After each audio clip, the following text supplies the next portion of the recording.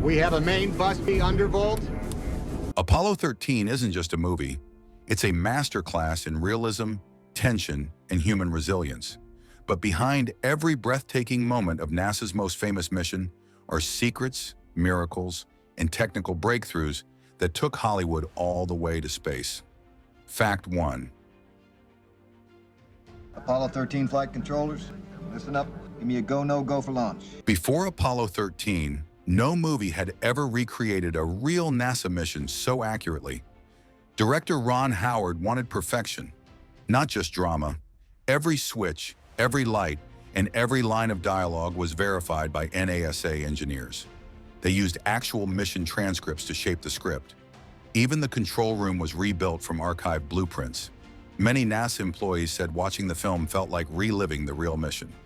The production's obsession with detail became legendary. They didn't just film a story, they reconstructed history. This dedication turned Apollo 13 into a benchmark for realism. But Howard didn't stop there. He wanted his actors to feel what zero gravity was like. And what he did next made film history. Fact 2. We're working on something, Jack. Just hold on. Ron Howard refused to fake weightlessness. Instead, he convinced NASA to let the crew film inside the KC-135 aircraft, nicknamed the Vomit Comet.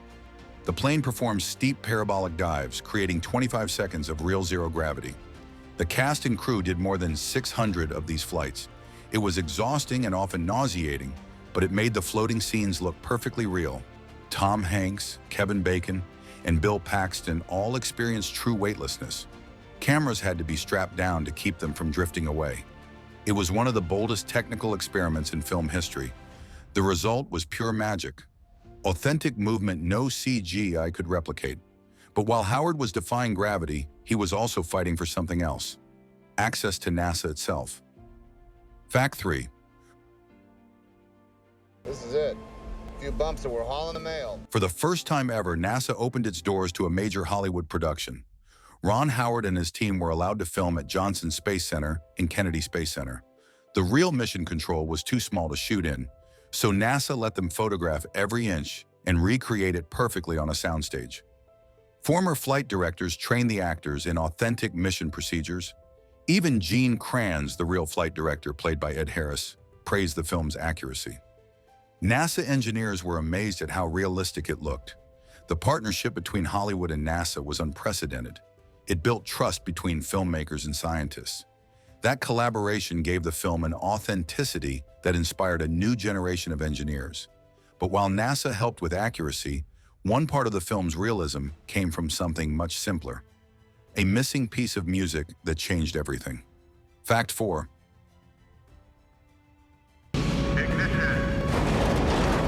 Composer James Horner was hired late in the production, with only weeks to write the score. The film was nearly finished without music because Howard didn't want anything too emotional. But Horner convinced him that music could amplify the human struggle. In less than a month, he composed one of the most iconic soundtracks in movie history. The score perfectly balanced tension and hope. Its quiet, pulsing tones mirrored the heartbeat of the astronauts. When test audiences heard it, they were moved to tears. Horner said he wanted the music to sound like courage. It earned him an Oscar nomination and turned ordinary scenes into moments of transcendence. But if the music gave the film its heart, the actors gave it its soul. And their preparation was unlike anything Hollywood had seen. Fact 5. God damn it! I don't want another S. I want the procedure. Ron Howard didn't want performances. He wanted authenticity. Tom Hanks, Kevin Bacon, and Bill Paxton spent weeks at NASA training facilities. They studied real mission footage, practiced cockpit procedures, and learned how to communicate like astronauts. Hanks even memorized actual flight commands. The actors had to master technical jargon while performing under intense pressure. NASA instructors said they could have passed basic astronaut training. Their movements inside the capsule were choreographed like a ballet of precision. It gave the film an almost documentary-like realism. The cast's dedication impressed even the real Apollo 13 crew. Jim Lovell said Tom Hanks captured his mannerisms perfectly. But as authentic as the acting was, one man behind the scenes made the impossible possible because he had already lived it. Fact 6. 7 extraordinary days of Apollo 13. Captain Jim Lovell, the real commander of Apollo 13, didn't just advise on the film, he appeared in it. Lovell plays the captain of the recovery ship that greets the astronauts after splashdown. It's a subtle cameo, but one filled with emotion. The man who lived through the disaster got to reenact his own rescue. He even wore his original Navy uniform from 1970. Tom Hanks said Lovell was humble and gracious, helping him capture every detail of his speech and behavior. Having the real hero on set gave everyone a sense of reverence. Lovell's approval meant everything to the cast and crew. He later said the film was so real, I forgot I wasn't watching NASA footage. That seal of authenticity made the movie legendary. But while Lovell returned to his story with pride, another actor was struggling behind the scenes with a secret that no one knew. Fact 7. What are you talking about? How'd you figure that? During filming, Bill Paxton was secretly battling pneumonia. The extreme temperatures in the zero-gravity plane made it worse. Yet he refused to stop shooting. He said he wanted the exhaustion and discomfort to show on screen. Ironically, his character, Fred Hayes, also falls ill during the mission. So Paxton's suffering added realism the script never planned for. Ron Howard later admitted he didn't realize how sick Paxton really was until after filming ended. Paxton's quiet professionalism inspired the rest of the cast. His feverish exhaustion made every scene feel painfully real. He turned weakness into performance fuel. His resilience became one of the production's unspoken triumphs. And while Paxton fought through sickness, Ed Harris was fighting for perfection. And for a moment of silence, that became one of cinema's most powerful scenes. Fact 8. With all due respect, sir, I believe this is going to be our finest hour. Ed Harris delivered one of the most unforgettable performances as flight director Gene Kranz. His calm intensity became the moral anchor of the film, but his most powerful moment wasn't scripted. During the scene when Mission Control learns the crew is alive, Harris simply took off his glasses and covered his face. The script had lines of dialogue, but he chose silence instead. That quiet gesture said more than any words could. Ron Howard instantly knew it was perfect. It showed leadership, emotion, and relief, all in one look. The crew froze on set, realizing they had just witnessed cinematic magic. The real Gene Kranz later said, "That's exactly how it felt." It was a moment of truth born from instinct, not direction. But if Harris's silence captured emotion, Tom Hanks's voice captured reality. Because his dialogue wasn't fiction, it came straight from NASA transcripts. Fact 9. Houston, we have a problem. Much of Tom Hanks's dialogue came directly from the real Apollo 13 mission tapes. Lines like "Houston, we have a problem" were spoken almost word for word. Ron Howard wanted to preserve the precision of astronaut communication. He spent months studying radio chatter between the spacecraft and Mission Control. The realism is so sharp that even NASA historians use the film as a training example. Hanks said reciting real NASA dialogue felt like channeling history. Every command, every checklist, every call-out was taken seriously. The cast learned to speak like engineers, fast, clear, emotionless under pressure. That commitment made the film feel authentic down to the last syllable. But even with the perfect words, something was missing. And it wasn't in the script. It was in the light, because Howard had to invent an entirely new way to film darkness in space. Fact 10. Hey, we've got a problem here. Cinematographer Dean Cundey faced a unique challenge. How do you light actors who are floating in pitch-black space? Traditional film lights looked artificial, so he used a new technique called earthshine. He simulated light reflecting off Earth to create a soft blue glow inside the capsule. It gave the illusion that the astronauts were truly orbiting the planet. This subtle detail made every shot look eerily real. The lighting moved gently, mimicking how sunlight would shift as the spacecraft rotated. It was groundbreaking cinematography for its time. Cundey's innovation inspired future space movies like Gravity and Interstellar. The film's look became iconic, clean, realistic, and quietly terrifying. But while the visuals stunned audiences, the sound design took it to another level. Because what you don't hear in space is just as powerful as what you do. Fact 11. We just lost the moon. Ron Howard believed sound could tell the story as powerfully as dialogue. He instructed the sound team to capture the terrifying quiet of space. During the moments outside the ship, you don't hear explosions or rumbling engines. Just silence. That realism shocks audiences used to noisy space movies. The stillness makes the danger feel more real. The sound team recorded actual NASA machinery and mixed it with layers of air pressure, breathing, and static. They called it the music of survival. Every beep, hiss, and heartbeat was deliberate. You feel trapped with the astronauts, counting every sound as a sign of life. That minimalism built tension unlike anything before it. It won the film an Oscar for Best Sound.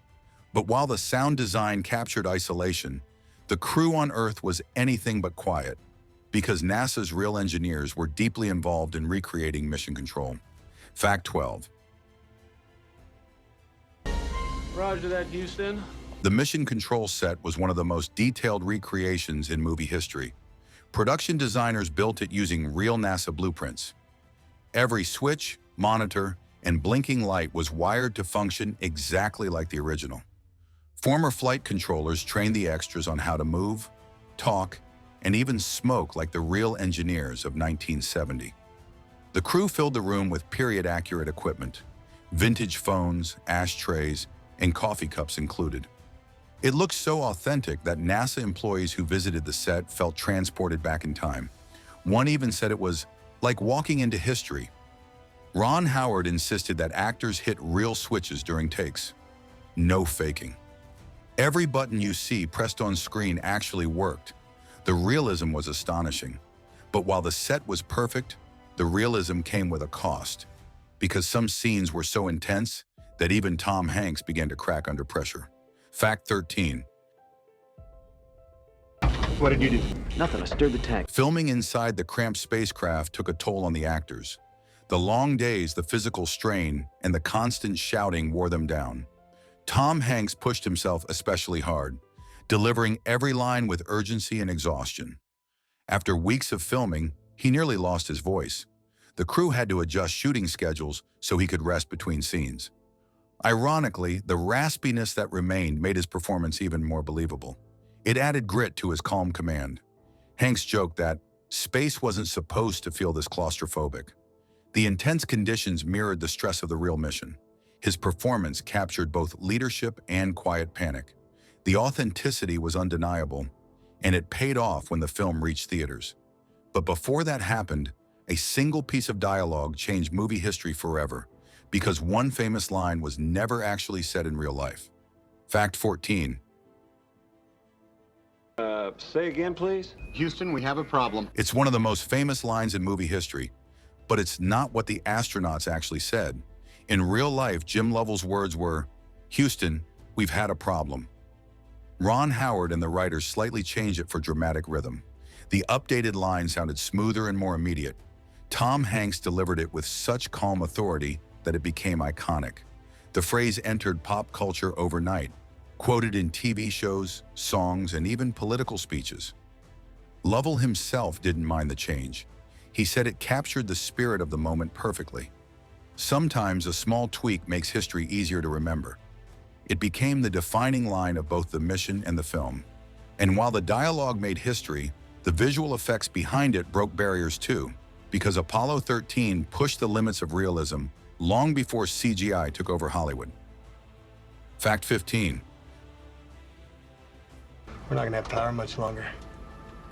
The ship's bleeding to death. Before the age of digital effects, Apollo 13 relied almost entirely on practical techniques.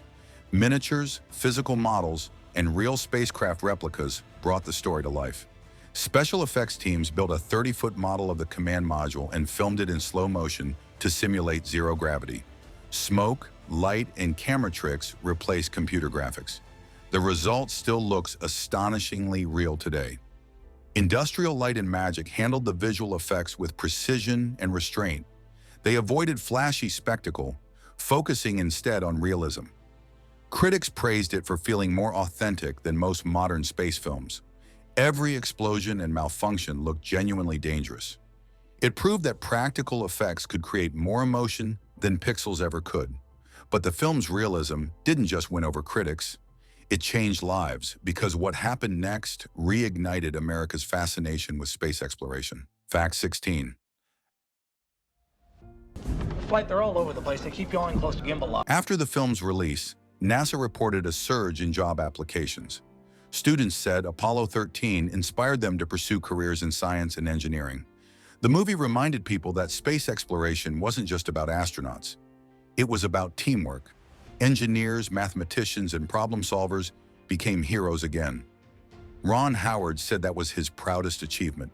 The film turned complex physics into human drama and made ordinary people care about trajectory corrections and oxygen filters. NASA even screened the movie for new recruits as motivation. It became a love letter to the people behind the mission. The real Jim Lovell said the movie restored faith in ingenuity. It showed that failure doesn't mean defeat, it means refusing to give up. And while the movie inspired the next generation, the people who made it were just as moved by the real heroes because they met them face to face. Fact 17. Quiet down. Quiet down. Let's stay cool, people. Before filming began, the cast met with the real Apollo 13 astronauts, Jim Lovell, Fred Hayes, and Jack Swigert colleagues. They listened to stories about fear, teamwork, and survival. Tom Hanks said it was like meeting history in person. The astronauts walked them through the smallest details of the mission, even how it smelled inside the capsule. Their humility stunned the actors. There was no ego, no glory, just gratitude to be alive. Those conversations shaped the emotional tone of the movie. The actors no longer felt like they were playing heroes. They were honoring them. The real crew visited the set and teared up during certain scenes. Seeing their ordeal brought to life was overwhelming. That emotional exchange gave the film its authenticity. But while the astronauts provided inspiration, one legendary astronaut almost became part of the movie, and his name was Neil Armstrong. Fact 18. 35 seconds to entry interface. Ron Howard invited Neil Armstrong to consult on the film, but the famously private astronaut declined. He supported the project quietly, offering notes through NASA contacts instead. Armstrong admired how the film emphasized teamwork over individual glory. He once said, "Apollo 13 showed the real heart of spaceflight, not walking on the moon, but bringing people home." His influence helped shape the film's tone of humility. Ron Howard later said Armstrong's quiet approval meant more than any award. It reminded everyone that heroism isn't loud, it's steady. Though Armstrong never appeared on screen, his spirit was in every frame. The movie became a tribute to that quiet courage, and while Armstrong stayed in the shadows, the film's light reached the entire world, because its release turned a forgotten mission into one of the most celebrated stories in history. Fact 19. Failure is not an option. The real Apollo 13 mission was once seen as a disaster, a failed moon landing. But after the movie, it became a symbol of human endurance. The phrase "failure is not an option," said by Ed Harris as Gene Kranz, became a cultural mantra. NASA adopted it as an unofficial motto. The film changed public perception forever. People began to see Apollo 13 not as failure, but as one of humanity's greatest rescues. It turned technical jargon into inspiration. Ron Howard said he wanted audiences to leave the theater feeling proud, not sad. That's exactly what happened. The film didn't just retell history, it rewrote how we remember it. It was proof that courage and collaboration could turn disaster into triumph. And that triumph was recognized at the highest level because Hollywood gave Apollo 13 a standing ovation. Fact 20. Up and running. How do we look? When Apollo 13 premiered, critics hailed it as a masterpiece of realism and emotion. It earned 9 Academy Award nominations and won 2 Oscars for Best Sound and Best Film Editing. But beyond awards, it won something greater: NASA's respect. Astronauts said it captured the spirit of spaceflight better than any documentary ever could. Even years later, the film was broadcast aboard the International Space Station for new astronauts. Tom Hanks, Ron Howard, and the cast became honorary NASA ambassadors. The movie proved that truth and storytelling could orbit together in perfect harmony. Its legacy still inspires dreamers, scientists, and filmmakers alike. Decades later, Apollo 13 remains more than a movie. It's a monument to human ingenuity. And if you thought you knew this story, these 20 secrets prove that Hollywood didn't just go to space, it brought space home.